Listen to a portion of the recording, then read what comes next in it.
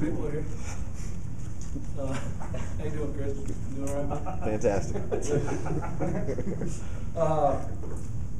Guys, I guess to start off with is, I can't tell you how proud I am of our guys. Something when we took over is, you have to invest on a daily basis to get what you want. And those who invested are with this program. And I'm really proud of those guys. I'm really proud of the way they hung in there. We did not play a good football game by any stretch of imagination. Okay?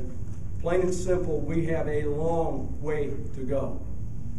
And this, at the end of the day, as good as it is for Colorado State, for our students, our faculty, our fans, it's great. But at the end of the day, it was one game. And as excited as I was for them, they have to realize that we have a long, long ways to go before I consider us a decent ball squad. And, my hat's off to the guys we played. They played their tails off, and that's what a rivalry should be. And, those who weren't here missed a heck of a ball game. I'll take any questions with that. You talk about investing in the program. You invested in a sophomore kicker right at the end of fall camp. Yeah, it did. Kind of money well spent on that scholarship now. It's a good thing we had something left over, isn't it?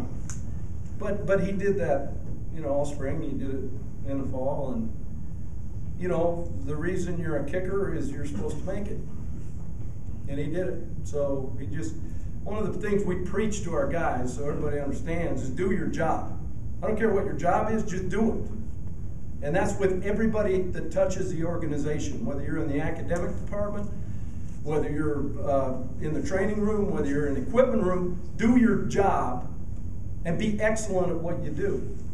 And that's just a theme that we have, and that's one of the great things. When I was hired, they allowed us the opportunity to actually make sure that everything that touches what we're doing is pulling in the same direction. And quite honestly, I don't put up with anything but excellence. Can you talk a little bit about the momentum swing at the end of the first half when you got that muff punt and you converted right after that? Yeah, I tried to screw that up too. Just try to follow.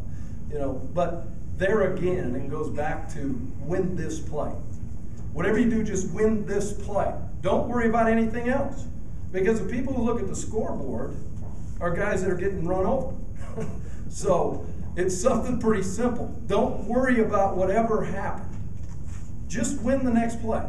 And as long as they understand that, as we watch the next opponent, as we take those reps towards playing a team in North Dakota State that has won 5 straight games against Division 1A teams. And the last time I checked, Alabama and these guys were Division I national champions. So what I got to understand, what everybody has to understand is we won a game. Let's get excited about it for this bus trip on the way home. Correct all the mistakes and then move forward, because that's how you build it. That's how you're successful. If you get satisfied, go somewhere else. Jim, would you How surprised were you that they did not kick a field goal near the end of the first? I wasn't. Why not? Because you got half a yard to go. They're big guys. They're bigger than we are. I wasn't surprised by the call at all. I was actually thankful that they reviewed it, believe it or not, because the ball, was over the plane before it probably came out. But there is what I'm saying. Don't worry. Win that play. And our guys won that play. And that's what we try to get across. Jim, on third and 10, just before the field goal that gives you the lead, you keep the ball on the ground rather than going for a first down. Can you talk about your thinking on that play call? It's one of those deals when, we were in that range. I mean, let's face it, we weren't throwing the ball well. It's not like, Joe Namath was out there slinging it around, but Garrett did a great job.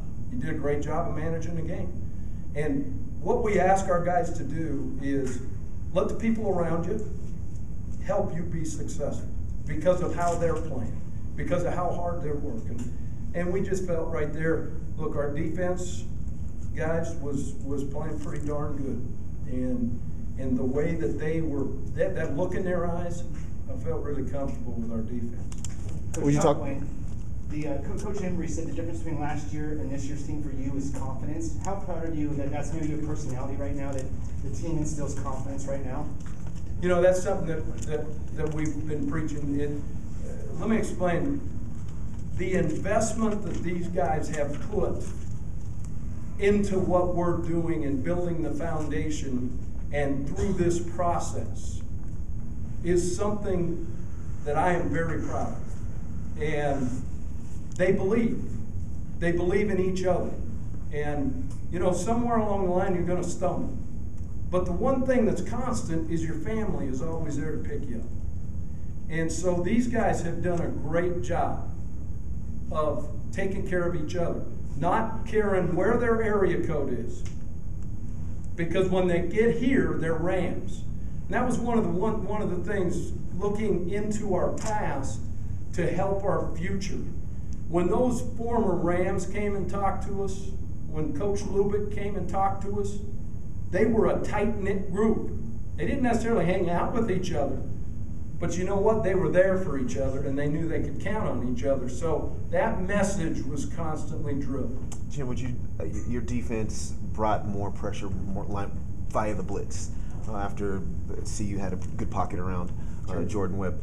Just talk about the decision, the impact that had. Corey James had 3 sacks the last time I checked, at least 3. What, the guy trip or something? No.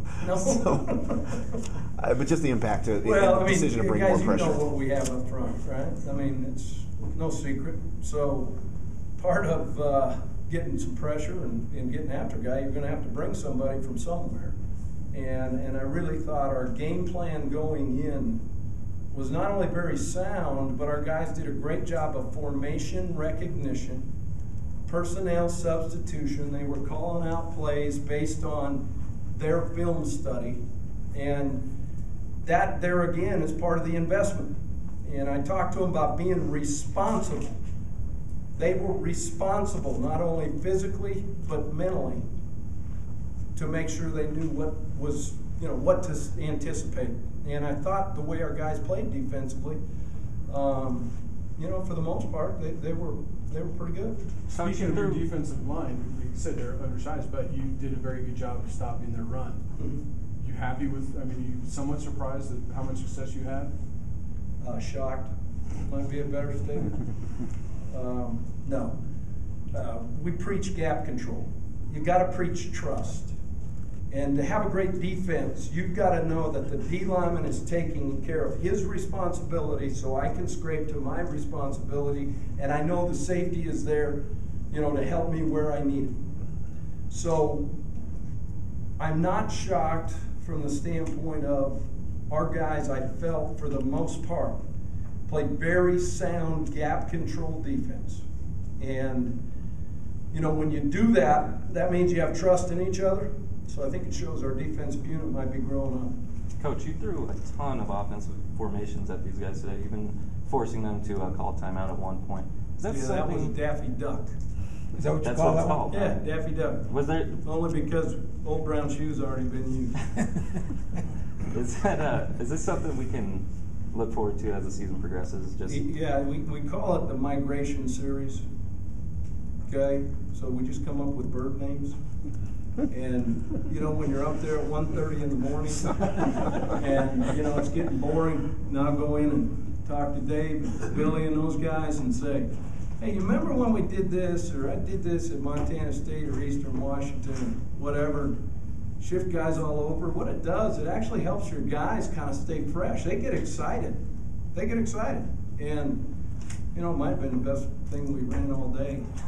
Coach, can you talk about Alexander's 37-yard run late in the fourth? It seemed to kind of... Well, we knew that they were going to start to go corners over and play man because they needed to get back into it, and they leave the safety and trio or trips formation off. It was a great call by Dave. Speaking of Alexander, a number of freshmen, Alexander, Hansley, talked about Corey James, young guys really stepping up for you guys. Well, I think, all I heard about was how young the other team was. Never heard about how young we were. And I'm really proud of our guys because our young guys stepped up and made some plays. Coach, after the win today, your players took the trophy, ran it over to the student section, and the fans just went insane. Do you think that breaking CU's 4-year consecutive win streak is going to build and boost the fan momentum? Well, I think anytime you get a win, especially over a quality opponent in a rivalry game, I think that it's going to do nothing but help. But the one thing our guys have done since I've been there, they've committed to the CSU community. They've done a lot of outreach stuff during the fires. They've committed themselves to our students on campus. And, you know, that's all part of it. So, you know, I know that maybe they've been a little down about, you know, not being able to really give those students something to cheer about. So, I mean, I was kind of excited when they ran over there. That was kind of cool, wasn't it? Wasn't playing. Yeah. You talked about wanting to have a more disciplined team. We had too many penalties. We had too many penalties. The things we didn't have, though, we didn't have the unforced errors. You know, the illegal formations, offsides. You know, all that kind of stuff. You know what I'm saying? But obviously, 2 critical penalties in the special teams. You know, the third one, he thought the guy blew the whistle. He thought he heard the guy blow the whistle, so we had the bunt onside kick, which was there all game. You know, and then, you know, some of the other things, you know, pass interference, it's going to happen. You know, we'll take a look at it, and then, you know, if it was, it was. If it's not, then we send it in and they review it, right? I mean, that's part of it. And my father being an old official and in the Montana Officials Hall of Fame, I've learned to never complain about officials, you know. So I understand. Now once or twice today? You know what? I might have got excited.